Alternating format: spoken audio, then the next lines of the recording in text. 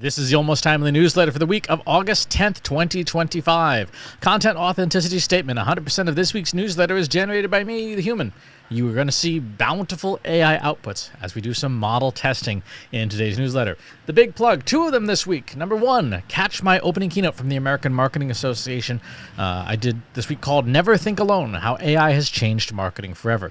If you've seen my other keynotes about generative AI, this is the next evolution of it. I've got some more basic tips for prompting, plus some more modern examples of the use cases of AI, so go check that out.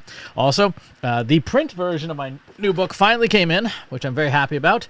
This is available on Amazon. The electronic version, which is the more environmentally version that doesn't require burning down trees, is available over on my Gumroad site. But there's a link in the newsletter to this. All right. What's on my mind this week? How I do AI model testing. This week, let's talk about the rolling out of OpenAI's GPT-5 model and how I test AI models. Hopefully, by the end of this newsletter, you'll have a sense of what AI testing is, why you should or shouldn't do it, and how to get started. Part 1, why test AI models? To start, all generative AI models are probabilistic in nature. That means that the way they function is never 100% guaranteed. There's always the potential for an element of randomness in them. That's by design. You can give them the same prompt you take the same prompt to give it to a large language model or an image generation model or a video generation model or a music generation model and get similarly themed responses, but you'll almost never get the same response twice, at least if you're having it do more than 2-word answers. To ensure that we're at least getting the correctly themed responses, we need to test. We need to make sure that the models are going to deliver results that are within the boundaries of what we consider and deem acceptable output. That can mean responses using certain language, using a certain format, etc. Beyond that, one of the things we need to understand is whether or not a model is well suited for our purposes. To do so, we should develop tests that will help us understand a model's capabilities. All the major AI models are subjected to a set of standard benchmarks. You'll see crazy names like MMLU Pro, GPQA Diamond, Humanities Last Exam, SciCode, IFBench, AIM 2025, AALCR, and many others that are alphabet soup. If you go to a site, there's a site called Artificial Analysis. Let me bring up my desktop here. Artificial Analysis is a site that gathers up benchmarks for other AI models. You can choose what models you want to look at, and then you can look at all the different benchmarks that are available and a bunch of other statistics. Kind of cool. I find it a very useful website. These benchmarks are good, and they're important for doing apples-to-apples comparisons of models for very common use cases or for specific domains, like coding. However, these tests and benchmarks aren't good at testing our specific use cases for generative AI. For example, a fiction writer will care a lot more about adherence to tone and style than a Python coder will. A Python coder will care far more about code syntax and proper coding methods than a journalist. None of the major benchmarks could possibly test all of the wildly different use cases that we use generative AI for in our work. In turn, that means if a model performs poorly on some benchmarks, it doesn't necessarily mean that the model is a poor choice for our work. It simply means it didn't do well on that test. As anyone who has ever hired employees knows, just because someone has a great grade point average doesn't mean they're going to be a good employee. Generally, if a model does poorly across all the tests that it's given compared to other benchmarks, that's a pretty good indicator it's not a great AI model, but there are still use cases where it might have above average capability in a very specific domain. That's why we test. That's why we build our own tests, so we can evaluate models against the things that matter to us and the tasks we perform with generative AI. When we have our own tests, we can evaluate models apples to apples against our own use cases and our own data. This has the added advantage of ensuring that as long as we don't publish our tests in public, where models can train on them, AI model making companies will not be able to cheat on our tests. This has been something of a problem in the last couple of years as companies have built models specifically to pass the benchmarks. But once they're deployed in real life, it turns out those models kind of suck. Meta Llama, looking at you. Part 2, what am I testing? Let's move into the specific tests that I conduct. As above, the tests I use are specific to me, to my use cases, and the way that I want AI to work for me. My tests are probably not applicable to anyone else except me. Please don't just copy and paste them and say, I ran Chris Penn's test and this AI model is the best. Like, no, it's the best for me. It's not the best for you. I have two sets of tests. The first set is a short competency test that I will often post publicly, looking at things like current knowledge availability, reasoning, problem solving, mathematical understanding at a basic level of coding. For Trust Insights clients who order it, I also have a longer battery of tests that push models on 7 major use case categories of generative AI, as well as testing for things like biases, so we can evaluate whether a model is best suited for a wide variety of tasks. For my short competency test, these are the basic challenges. 1. Current knowledge of a broad topic. I'll ask a question about some relatively current topic that's happened in the last couple of years, such as the current status of the illegal Russian invasion of Ukraine. This is an exceptionally useful test because there's a lot of public knowledge about it, and I can judge whether the model's knowledge cutoff actually is. It may say, my training day is up to this date, but based on what it says about the war, I'll have a pretty good idea of where it stands. Also good for detecting some biases. 2. Current knowledge of a specific topic. I'll often ask a question about the most recent issue of this newsletter that a model knows about and what the topic is. This tests its ability to use tools if they're available, and if not, to at least understand whether or not it even knows who I am and my domain. This is very useful, particularly for smaller models, to know if you're going to be recommended by AI or not. 3. Mathematical exercise. I'll often ask a combined mathematical exercise that requires 2 or more stages of mathematical computation in tandem to see if a model can keep the numbers straight. For example, I might ask it to adjust the sale price of an item and convert it from dollars to euros, or rescale a recipe and convert it from imperial to metric. Whatever the mathematical problem is, it's something that a basic calculator could do, but a transformers-based language model is going to have a hard time doing if it doesn't invoke tools properly. 4. Reasoning exercise. I'll ask a question that requires subject matter knowledge and the ability to reason through it and think through specific details, such as making a food substitution in a recipe or choosing a different marketing channel when a marketing channel is not performing well. To do this exercise, a model has to understand the domain and it has to understand the substitutions or changes it needs to get things working again. 5. Coding exercises. I'll give a model an improperly short prompt that is generally insufficient in detail but has specific keywords that should invoke a complete response. To do something like build a game, or build a calculator, or build something in the browser that can run but has both internal and external dependencies. To do this well, the model would have to have a knowledge of those external dependencies and invoke them properly. And 6. Writing exercise. I'll give the model a specific writing style and a prompt plus some data and have it generate text based on that writing style and judge how well it adheres to the writing style. Writing style itself can condition how well a model writes, so by providing my writing style in a very specific format, I can see whether or not the model has solid writing fluency to turn insufficient data and a robust writing style prompt into a solid product. Now, these are not comprehensive tests, nor are they tests that are appropriate for everyone to use. They're the tests I created for myself because these are the things I care about. There's one other set of tests that's confidential, but this is a good place to start. There are also 2 different ways to test models. The first is to use the web interface that the average consumer uses, and the second is to use the API, which allows you to use the model directly. The web interface for consumers is like its own car, right? The engine is inside, but it also has a lot of other amenities like seats and a steering wheel and a radio. In generative AI, the web interface it has a lot of additional rules, right, and conditions that help the average user get more out of the tool, but sometimes can influence and create unexpected outputs. I test in the web interface to replicate the experience the average non-technical user is going to have. The API is just like getting the engine without the rest of the car. You have to provide the interface to the API, but you can test a model purely and truly by itself without any hidden system instructions or other niceties that the model maker might have put in their web interface.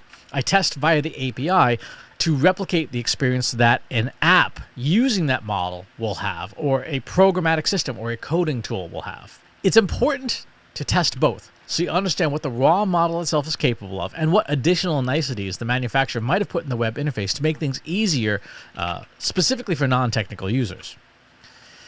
Now, in terms of actually running the tests, Part 3, testing protocols. This is fairly straightforward.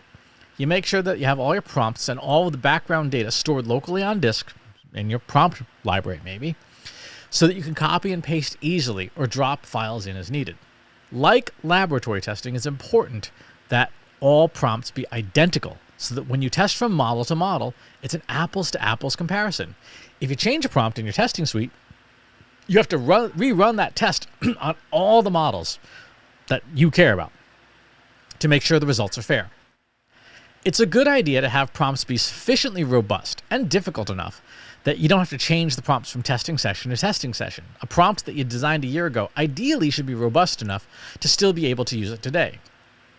With every test, I start a new chat to make sure the results of the previous test aren't influencing the current test. A lot of people make the mistake of doing everything in one chat, and that's generally a bad idea. For testing, it's a bad idea overall because, the rule I adhere to is one task, one chat. Some of the tests are pass-fail, and others are scored on a 1 to 5 scale, where 5 is the best. I generally keep the results in either a notebook or a spreadsheet so I can refer to it when I need to. You might want to publish your results, in which case you'd probably want to store them in something like a bit easier, like a notebook or a spreadsheet, or something more robust for larger scale analysis. So, with all of that preamble, I'm going to rerun my GPT-5 tests. And I say rerun because I ran these tests on the day it came out, and it turns out that OpenAI was not ready for showtime. And they published a number of apologies and things afterwards and said, as of 2:31 this morning on the day I'm recording this, everything is fixed, everything is fine. We're going to put that to the test. So let's go ahead and start with test number 1, current knowledge.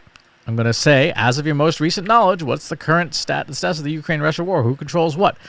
Let's do GPT-5 and see what it does. It's launched its web search tool, and it's got some results. Let's do it in the OpenAI API and see how it does. And for this, let's just say go. I'm going to do the same thing in Google Gemini and in AI Studio using Gemini 2.5 Pro. Let's see how the API is feeling today. This, you'll see, I can specify in the API which of the under-the-hood GPT-5 models I'm using, because there are multiple models. In the interface, you'll see you basically have 2 choices in the Plus edition. Wow, the full-fledged model in the API is taking a really long time to answer this question. We'll come back to that. Gemini, as of mid-August 2025, the war in Ukraine is characterized by a grinding stalemate. Yep, that's true. And then, I need to turn off search grounding. So let's delete and retry this. Just the naked model by itself, nothing else. The API returned nothing. Good job, API. So the war is unresolved, which is correct. Let's see how Gemini... So Gemini 2.5 is as of early 2023 in its knowledge base. Let's see how we're doing here. Yep. Okay. So that's our first knowledge base. It's interesting to note that the web search versions did just fine. Gemini's in the API did fine, and OpenAI in its API couldn't even answer the question. So that's cool. Let's move on to the second test. New chat time. We're asking it now. As of your most recent knowledge, was the most recent issue of Christopher Penn's Almost Timely newsletter at almosttimely.substack.com. Let's start with GPT-5. Searching the web, revisiting the basics of AI. That is correct. All right. Let's start a new prompt here with GPT-5. Naked model, no tools turned on. Gemini, new chat, and new chat in AI Studio. Let's see. The web interface got it right. This one, I don't have live browsing. I only go up to October 2024, and I can't tell you what it is. So that's not helpful. That, by the way, tells me GPT-5 doesn't know who my newsletter is. So I got some more work to do to see about getting my training data in there. Let's see. Gemini web interface, nailed it. Perfectly fine. Let's see. I got basically a refusal from Gemini, same as OpenAI and the API. So the web interfaces did fine. The API versions gave refusals. Let's start new chats. New chat. All right. Next question. We're going to have it rescale a raspberry flonard recipe. So blackberry flonard, which is basically it's like a pancake dough. So let's kick this off in GPT-5. So it's going to scale first and let's kick this off in GPT-5 in its API, in Gemini, and in AI Studio. And this question has a very clear right and wrong answer. It should be 402 grams of sugar. It should be 710 milliliters of milk, 133 milliliters of olive oil, 9 eggs, 3 pinches of salt, 3 teaspoons or 15 milliliters of vanilla, and 1,420 milliliters of blackberry. So it went by weight there. The other measurements are close enough. Let's see. In the API, it's still thinking. Gemini, 400 grams of sugar, 710 milliliters of milk, so it's slightly off on the sugar. 135 milliliters of olive oil, so 2 milliliters over there. 9 eggs, 2 grams of salt were generous pinch. That's wrong.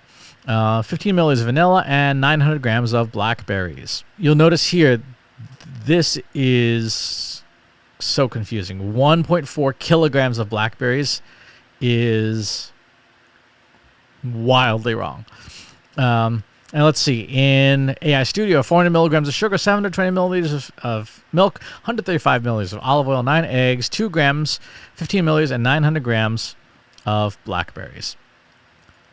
And 865 grams of blackberries here. So it did okay. GPT-5 did okay using the high-end model in its API. It is wildly wrong about the amount of blackberries in its web interface. So that's a fail.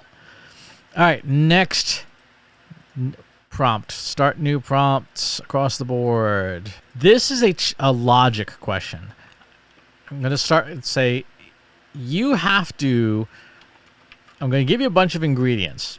You have to devise an egg substitute. So it's going to think through the egg composition. And let's get this going in GPT-5 in the API, in Gemini, and in AI Studio. All right, so first things first. When you look at the water composition of an egg, the yolk is different than the white. So I'm looking for that generally. Now let's take a look at the outcome here. Best candidate, chickpea and pea protein strategy. Pea protein isolate, chickpea flour. So that's pretty decent. Let's see what, that's still working. Gemini Pro is still thinking about it, and in the API here. So water, protein, chickpea flour, so it's doing the analysis. So interesting, it goes with very heavy on the chickpea flour, light on the pea protein isolate, and on the tapioca flour. And it says it scores an 88. This one went basically 60-40 with a bit of the tapioca flour. So the correct answer, by the way, is it's about an even mix between the chickpea flour and the pea protein isolate, and then use tapioca flour and xanthan gum to stabilize it. But let's see. Science of scrambled eggs, 75% water, pea protein isolate, chickpea flour. Final recipe, half a cup of pea protein isolate, quarter cup of chickpea, quarter cup of tapioca. And you're still thinking. So Gemini in the web interface came up with a basically correct recipe. In its API, without search tools accessible to it, it didn't do as good a job. OpenAI did about right. And who knows what's happening with the API here. All right, the API has spit out, finally. Let's look at its analysis, understanding what's trying to mimic. Stable oil water emulsion. So this did a great job of identifying the differences between the white and the yolk. And now it's thought experiments. Recommended balanced emulsion. So it says you should be using pea protein per 2 egg equivalent, chickpea, tapioca. So yeah, it's about the same there. This is also an acceptably correct recipe. So in terms of correctness, this was okay. This was good. This was good. This was not good. So OpenAI in the API did better than in the web interface. Gemini did better in the web interface than in the API. All right. Interesting. Next, coding challenge time. We're going to give it new prompt. We've got new prompts across the board here. We're going to say you're going to build a simple HTML game. So we're going to want to make sure that we're using the canvas. There is no canvas available in the API, so we're just going to hope the output comes out good there. We'll use Gemini and its canvas, and there. So let's see what happens. It is definitely flipped over into a higher thinking model because it's gone to the thinking, sort of the thinking display. And here comes the canvas now. Let's see how we do. Okay, let's try running it. Cannot fix your bugs. All right, so that did not run on the first try. That's still thinking. This displayed something and has bugs, so let's try and fix that. And this has code, but we need to be able to copy the code and put it into something so we can actually see if it runs or not. Let's go ahead and do that. All right, Gemini and the API produced non-working code. How's it doing now? Is it feeling any better? It's still thinking about that. This spit out its result. Let's give this a try. I'm going to copy this whole thing. We'll give the GPT-5 one a shot. This did not produce working code either. All right, it says that it finished. Oh, it's still working. So Gemini is now in version 3 to try and fix its errors. All right, let's give ChatGPT its second attempt here. It still has not produced working code. Okay, let's give Gemini a try and see. So Gemini has produced working code on try 2, which is good. Nice little emoji game here. So good job, Gemini. Let's see if ChatGPT has figured itself out yet. It says thinking longer for a better answer. Okay, let's give version 3 a shot here and see if we get working code. Still no working code. I think it's just given up. It's not even responding anymore. So, okay, cool. Good job. All right, let's move on to the next test and just try something new, because clearly that's not what it had in mind to do today. Start new prompts across the board. All right, next is a writing task. We're going to give it a very short writing prompt with a lot of data on a writing style. And we're going to see if these tools can fluently write the way that I do and come up with a decent answer. So make sure all of the grounding and stuff is off. So let's see. Here's the article written Christopher Penn style, expanding a shorthand into a full 500-word piece. The evolution of Gen AI in a person from prompt to meta agent. Okay, not bad, not bad, pretty decent. Let's see how that's still working. That's still thinking. Interesting, so it's split it up into levels, which would be correct. MCP is wrong. That is not what it stands for. It's Model Context Protocol. So we know it doesn't have that context. Let's see. From prompts, GPTs and gems, Gemini gems, Model Context Protocol. It got that correct. So its training data is more up to date. And then I don't know that I would have written that, but that's at least factually correct. Gemini, ground zero, workflows, also wrong. So in terms of writing style, the AI Studio version, I think, did the best general style. In terms of factual correctness, GPT-5 did a better job. I don't love the way that it wrote that piece, but neither of those are great stylistically. Gemini and AI Studio, I think, did the best version of my style, but it was factually wrong. So let's flip back to the main camera here. So that's the evaluation there of GPT-5 against Gemini 2.5. If we wanted to make this even longer, could have done with Claude and so on and so forth. We didn't. Part 4, using the test results. The big question now is, what do you do with the test results once you're done? For me personally, it's just knowing which model to go to for specific tasks, or which model is best suited towards my workflow and the things I want to do with generative AI. For example, we saw with coding, I'm clearly not using GPT-5. Gemini got working code on the first shot. On terms of writing style, I'll use AI Studio if I want it to mimic my style, but I know I'm going to need to bring the actual factual data and a lot more context to get a good response. I know for recipes, GPT-5 in its API was fine. Its web interface hallucinated wildly with about double the amount of blackberries that I would actually want in that recipe. And then in terms of knowledge, the web interfaces with their search grounding across the board were much better. When you spot models that have substantially different capabilities than previous generations, or new models that have substantially greater capabilities than the models you're currently using, testing is important. That's how you figure out that it's time to upgrade. It's time to change things out.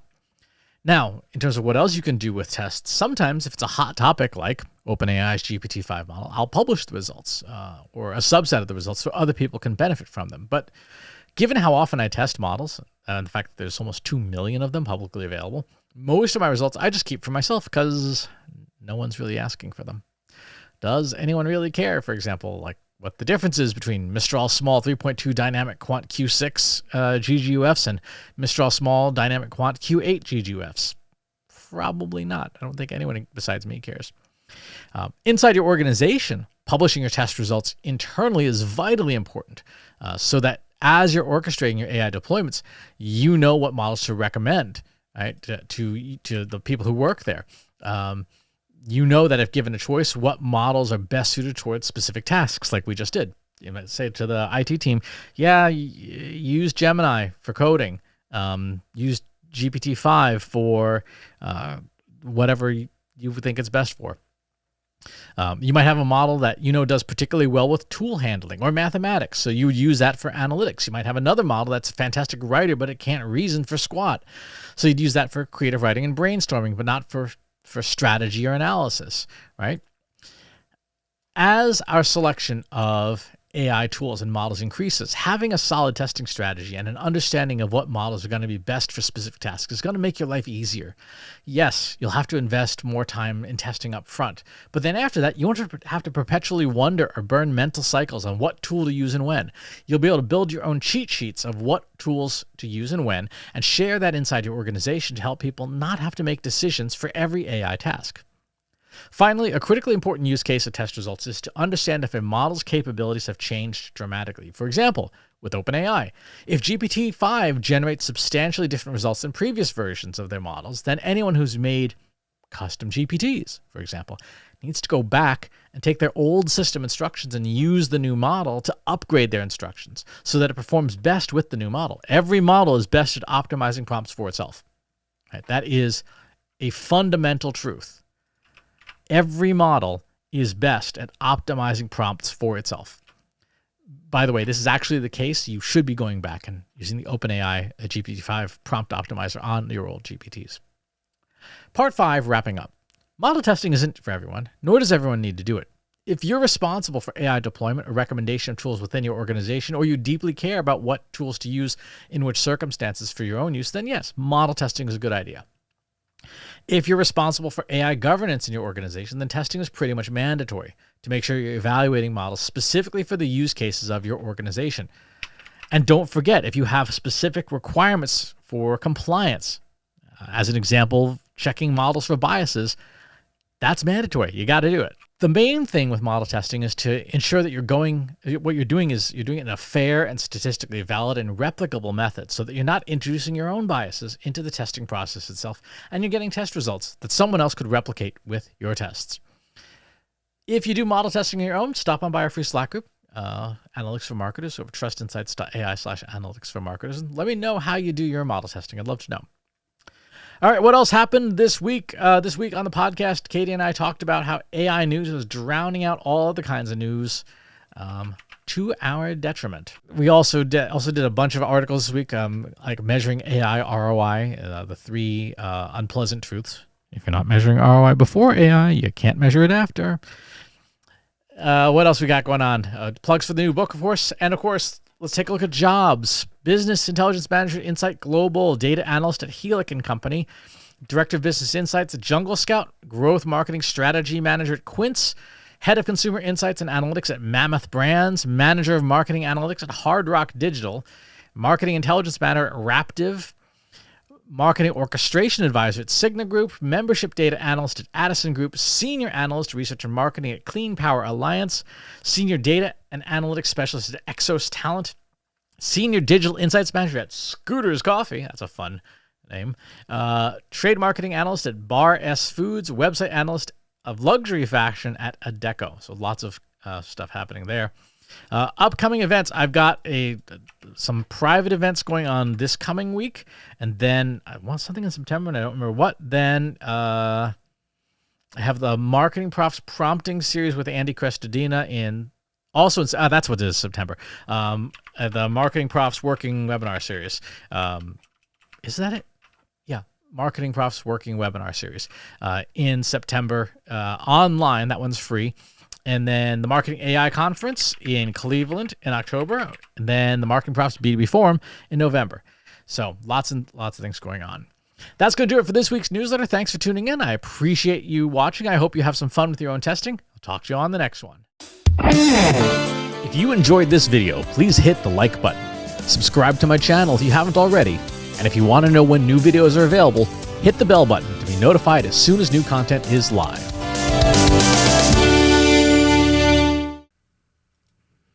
If you're a human being, you can stop the video now and move on to the next one. Thanks for watching.